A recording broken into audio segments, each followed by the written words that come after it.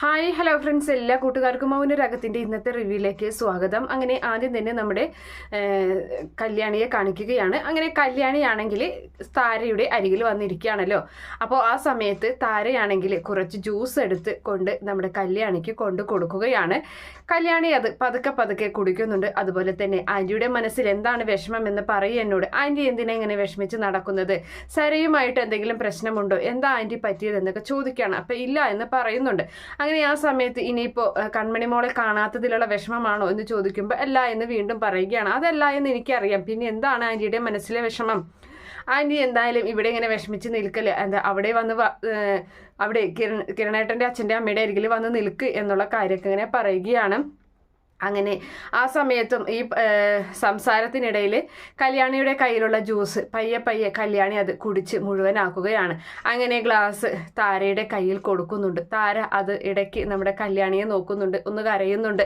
അപ്പം എന്തിനാ ആൻറ്റി ഇത്ര വിഷമിക്കുന്നതെന്നൊക്കെ ചോദിച്ചിട്ട് ആൻറ്റിക്ക് സരയു മകളാണെങ്കിലും ആൻറ്റി മകളെ പോലെ ഇപ്പം അടുത്തല്ല അംഗീകരിച്ച് തുടങ്ങിയത്, പക്ഷേ എന്നെയല്ല ഏറ്റവും കൂടുതൽ മകളായി കാണുന്നത് എന്നെയല്ല. ഞാനും ഒരു അമ്മയെ പോലെ തന്നെയാണ് ആൻറ്റിയെ കാണുന്നത്. അറിയാലോ, എൻ്റെ അമ്മ മരിച്ചതിന് ശേഷം ആൻറ്റിയെയും അതുപോലെ കിരണേട്ടൻ്റെ അമ്മയെയും അതുപോലെ ലക്ഷ്മി അമ്മയെയൊക്കെ ഞാൻ സ്വന്തം അമ്മയെ പോലെ തന്നെയാണ് കാണുന്നത് എന്നൊക്കെ ഇങ്ങനെ പറഞ്ഞ് അങ്ങനെ ആ സമയത്ത് പെട്ടെന്ന് കല്യാണിക്ക് ഒരു ചുമ വരികയാണ്. എന്തോ ഈ ജ്യൂസ് കുടിച്ചതിന് ശേഷം തൊണ്ടയ്ക്ക് എന്തോ ഒരു സുഖമില്ലായ്മ, തണവുണ്ടായിരുന്നല്ലോ, തൊണ്ടവേദന വരുന്നുണ്ടെന്ന് തോന്നുന്നു, തണവിടണ്ട എന്ന് പറയാൻ മറന്നുപോയി എന്നുള്ള കാര്യം ഇങ്ങനെ നമ്മുടെ കല്യാണി പറയുകയാണ്. അങ്ങനെ താര ആ ഗ്ലാസ് അകത്തേക്ക് കൊണ്ടുവയ്ക്കാൻ പോവുകയാണ്. അതിനുശേഷം കാണിക്കുന്നത് ഈ സരയുനെയും ശാരിയെയാണ്. ശാരിയുടെ അരികിൽ ആശുപത്രിയിൽ സരയു വന്നിരിക്കുകയാണ്. അങ്ങനെ അവൾ ടെൻഷൻ അടിച്ച് അങ്ങനെ ഇരിക്കുന്നുണ്ട്. മെസ്സേജ് ഒന്നും വന്നില്ലല്ലോ എന്നിങ്ങനെ പറയുകയാണ്. അപ്പോൾ ശാരി പറയുന്നുണ്ട്, അവളൊരു പക്ഷേ അങ്ങനെയൊന്നും ചെയ്യില്ല മോളെ, അവൾക്ക് അതിനൊന്നും പറ്റില്ല ചെയ്യാനായിട്ട്, കല്യാണിയെ അവൾ ഒരുപാട് സ്നേഹിക്കുന്നുണ്ട് എന്ന് പറയുകയാണ്.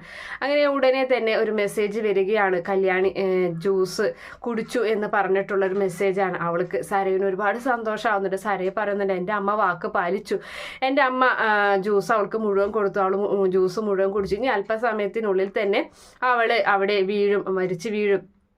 അപ്പോൾ ആരെങ്കിലും അറിഞ്ഞപ്പോൾ ഹോസ്പിറ്റലിൽ കൊണ്ടുപോകുമോ എന്നിങ്ങനെ ശാരി ചോദിക്കുന്നുണ്ട്. കൊണ്ടുപോയാൽ തന്നെ രക്ഷപ്പെടില്ല, അത്രയ്ക്ക് മാരകമായ വിഷമാണ് ഉള്ളിൽ ചെന്നിട്ടുള്ളത് എന്നും കൂടി പറയുകയാണ്. അങ്ങനെ ആ സമയത്തും നമ്മുടെ സരി വലിയ സന്തോഷത്തോടു കൂടി തന്നെയാണ് നിൽക്കുന്നത്. എന്തായാലും ഇനി അമ്മയെ ഞാൻ അകറ്റി നിർത്തില്ല, എൻ്റെ സ്വന്തം അമ്മയായി തന്നെ ഞാൻ കാണും എന്ന് പറയുന്നുണ്ട്. അമ്മേന് ജയിലിൽ പോകേണ്ടി വന്നു കഴിഞ്ഞാലും അധികം നാളൊന്നും കിടക്കേണ്ടി വരില്ല എന്നൊക്കെ പറയുമ്പോൾ ശാരിക്ക് അത് വലിയൊരു അസൂയായി തോന്നുകയാണ്. അപ്പം അമ്മ അത് വിഷമിക്കേണ്ട, അമ്മയെയും ഞാൻ എൻ്റെ സ്വന്തം അമ്മയെ പോലെ തന്നെയാണ്, അമ്മയുടെ സ്ഥാനം എവിടേക്കും പോകില്ല എന്ന് നമ്മുടെ സരയി പറയുന്നുണ്ട്. എന്തായാലും മോൾ അങ്ങോട്ട് പോകുന്നുണ്ട് എന്ന് ചോദിക്കുകയാണ്. ഇല്ല, ഞാനിപ്പോൾ അങ്ങോട്ട് പോകുന്നില്ല, കാര്യങ്ങളൊക്കെ മറ്റുള്ളവരറിയട്ടെ, കിരണൊക്കെ അവിടെ ചെല്ലട്ടെ ആദ്യം തന്നെ, എന്നിട്ട് അതിൻ്റെ പുറകെ പോയാൽ മതി, എന്തായാലും ഞാൻ ഇവിടെയാണെന്ന് കിരൺ അറിയാം, അപ്പം പിന്നെ എന്നെ സംബന്ധിച്ച് പ്രശ്നം വരില്ല എന്ന് പറയുകയും ചെയ്യുന്നുണ്ട്. അതിനുശേഷം നമ്മുടെ രതീഷിനെ കാണിക്കുകയാണ്. അപ്പം രതീഷിൻ്റെ അരികിലേക്ക് കാദംബരി ഒരു ഗ്ലാസ് മോരും വെള്ളമായിട്ട് വരികയാണ്. ഇന്ന് മോരും വെള്ളം എന്ന് പറഞ്ഞ് കൊടുക്കുന്നുണ്ട്. അങ്ങനെ അത് കുടിക്കുന്നുണ്ട്. ആ സമയത്ത് തന്നെ അവിടേക്ക് കിരൺ വരികയാണ്. അപ്പോൾ കിരൺ വരണ കാണുമ്പോൾ കല്യാണി ഇവിടെ വന്നില്ലേ എന്ന് ചോദിക്കുന്നുണ്ട്. അപ്പോൾ ഇല്ല, വന്നിട്ടില്ല എന്ന് പറയുന്നുണ്ട്. അപ്പോൾ രതീഷ് പറയാണ്, കല്യാണി എങ്ങനെ ഒറ്റയ്ക്ക് വിടേണ്ട ആവശ്യമുണ്ടായിരുന്നില്ല, ഒന്നാമത് ആ സരേൻ്റെ വീട്ടിലേക്കൊന്നും അങ്ങനെ വിടണ്ട എന്ന് പറയുന്നുണ്ട്. അപ്പോൾ കാദംബരി പറയാണ്, എപ്പോഴെപ്പോഴും രതീഷേട്ടൻ ഇത് തന്നെയാണ് കിരൺ സാറെ പറഞ്ഞുകൊണ്ടിരിക്കുന്നതെന്ന് പറയുമ്പോൾ അങ്ങനെയൊന്നും ഇല്ല, അവൾ എവിടെ പോയാലും തിരികെ വരും, പിന്നെ അവൾക്കൊരു ആപത്തും വരില്ല, എൻ്റെ അച്ഛൻ്റെ ആൾക്കാർ എല്ലാവരും കല്യാണിയുടെ പുറകെ തന്നെയുണ്ട്, കല്യാണിക്ക് ഒരു ആപത്തും വരില്ല എന്നിങ്ങനെ നമ്മുടെ കിരൺ പറയുന്നുണ്ട്. അപ്പം രതീഷ് പറയാണ്, എന്തായാലും ആ സരയുനെയും അതുപോലെ അവളുടെ അമ്മയെയും വിശ്വസിക്കാൻ പറ്റില്ല, ശാരിയെയും. കാരണം ആ വീട്ടിലേക്ക് എങ്ങനെ ഒരു ഗുണ്ട വന്നത്, അത് ഇവരുടെ അറിവില്ലായ്മ ഒരിക്കലും അങ്ങോട്ട് വരില്ല, അതെൻ്റെ നല്ല സംശയം തന്നെയാണെന്നൊക്കെ ഇങ്ങനെ പറയുന്നുണ്ട്. അങ്ങനെ ആ സമയത്ത് അതൊന്നുമില്ലടാ, എന്തായാലും രതീഷ് കണ്ടിട്ടുണ്ടാകുമല്ലോ, നമ്മൾ ഒരു സ്ഥലം കാണിക്കാൻ പോയില്ല, ഒരു 60 സെൻറ്റ് സ്ഥലം, ആ സ്ഥലത്ത് ഒരു 5 വില്ല വരാൻ പോവുകയാണ്. അവിടെ എല്ലാവരും ഒന്നിച്ച് സന്തോഷത്തോടു കൂടി പരസ്പരം അങ്ങോട്ടും ഇങ്ങോട്ടും കാണാലോ എല്ലാവർക്കും. അപ്പം അടുത്ത് തന്നെ എല്ലാവർക്കും ഒരേ വീട് അവിടെ പണിയുന്നുണ്ട്, എല്ലാവർക്കും അവിടെ താമസിക്കാം, നിൻ്റെ കുട്ടിയും എൻ്റെ കുഞ്ഞും സരേൻ്റെ കുഞ്ഞും എല്ലാവരും ഒന്നിച്ച് കളിച്ച് വളരണം ആ ഗ്രൗണ്ടിൽ എന്നിങ്ങനെയൊക്കെ പറഞ്ഞിങ്ങനെ നല്ല സന്തോഷത്തോടുകൂടി നിൽക്കുകയാണ്. അങ്ങനെ അതിനുശേഷം നമ്മുടെ ഇവളെ കാണിക്കുകയാണ്. അതായത് ചന്ദ്രസേന അങ്ങനെ ഇരിക്കുകയാണ്. അപ്പോൾ ആ സമയത്ത് അവിടേക്ക് രൂപ വരുന്നുണ്ട്. രൂപ വളരെ ടെൻഷനോട് കൂടിയാണ് വരുന്നത്. രൂപ വന്നിട്ട് ചന്ദ്രസേനോട് പറയാണ്, അതിലേട്ടാ ഞാനൊരു സ്വപ്നം കണ്ടു എന്ന് പറയുന്നുണ്ട്.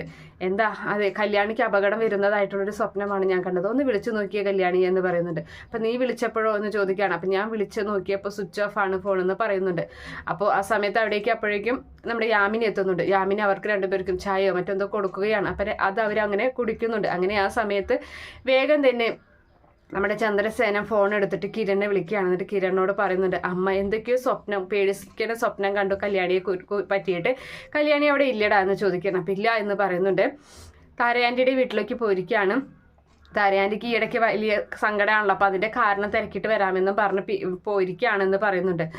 അപ്പോൾ ആ സമയത്ത് അല്ല, മോളുടെ ഫോൺ സ്വിച്ച് ഓഫ് ആണ്, അമ്മ വിളിച്ചു നോക്കിയപ്പോൾ. അപ്പോൾ അമ്മയ്ക്ക് ടെൻഷൻ കൂടിയിരിക്കുകയാണെന്ന് പറയുന്നുണ്ട്. അത് പിന്നെ ഫോണിൽ ചാർജ് ഉണ്ടായിട്ടുണ്ടാവില്ല അച്ഛാ, അവൾ ശ്രദ്ധിച്ച് കാണില്ല, സ്വിച്ച് ഓഫ് ആയതാകും എന്ന് പറയുന്നുണ്ട് കിരൺ. എന്തായാലും നീ ഒന്ന് ഇടയ്ക്ക് വിളിക്കുകയാണെങ്കിൽ ഉടനെ തന്നെ അമ്മയെ ഒന്ന് വിളിക്കാൻ പറയണം എന്ന് പറയുമ്പോൾ ശരി അച്ഛാ എന്ന് പറയുകയും ചെയ്യുന്നുണ്ട്. അങ്ങനെ കിരൺ അവിടെ നിൽക്കുകയാണ്. അതിനുശേഷം നമ്മുടെ രൂപയോട് ചന്ദ്രസേന വിവരം പറയുകയാണ്. അപ്പോൾ ആ സമയത്ത് ഇല്ല ചന്ദ്രേട്ടാ, ഞാൻ കണ്ട സ്വപ്നം അത് ഭീകരമായിട്ടുള്ള സ്വപ്നമാണ്, എനിക്ക് എന്തോ ടെൻഷനാണ്, എനിക്കിനി മുകളിലെ ശബ്ദം കേട്ടാൽ ആ ഒരു സമാധാനം ഉണ്ടാവുകയുള്ളൂ എന്ന് പറയുന്നുണ്ട്. എന്താ ഈ താരയ്ക്ക് എന്താ പറ്റിയത്? താരയ്ക്ക് ഇവിടെ വന്ന് താമസിച്ചൂടെ എന്നിങ്ങനെ പറയുമ്പോൾ യാമിനിയും പറയുന്നത് അത് ശരിയാണ്, താരയ്ക്ക് ഇവിടെ വന്നൂടെ, എനിക്കൊരു കൂട്ടായി എന്ന് പറയുമ്പോൾ ചന്ദ്രസേന പറയുന്നത് അതിന് അവൾക്ക് സംസാരിക്കാൻ പറ്റില്ലെന്നറിയില്ലേ എന്ന് പറയുമ്പോൾ അത് സാരമില്ല, ഞാൻ പറയുന്നത് കേൾക്കാമല്ലോ.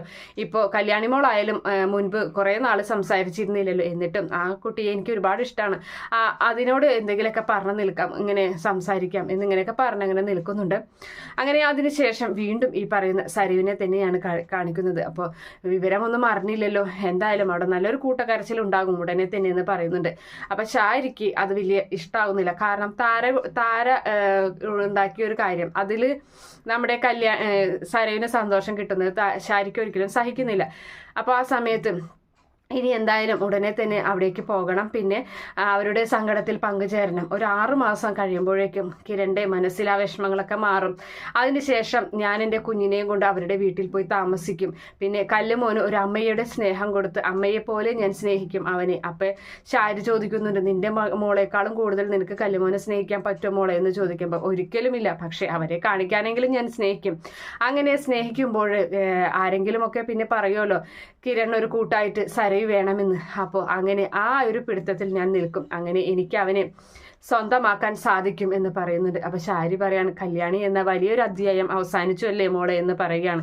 ഉറപ്പായിട്ടും അങ്ങനെ ഇനിയിപ്പോൾ ഉടനെ തന്നെ ഒരു വിളി വരും എന്ന് പറഞ്ഞങ്ങനെ സന്തോഷത്തോടു കൂടി അവർ രണ്ടുപേരും ആ ഒരു സന്തോഷം പങ്കുവെച്ച് നിൽക്കുന്ന നിമിഷം കാണിച്ച് ഇന്നത്തെ എപ്പിസോഡ് അവസാനിക്കുകയാണ്. ഈ റിവ്യൂ ഇഷ്ടപ്പെടുകയാണെങ്കിൽ ഈ ചാനൽ ഒന്ന് സബ്സ്ക്രൈബ് ചെയ്ത് സപ്പോർട്ട് ചെയ്യണേ. Okay friends, bye, thank U.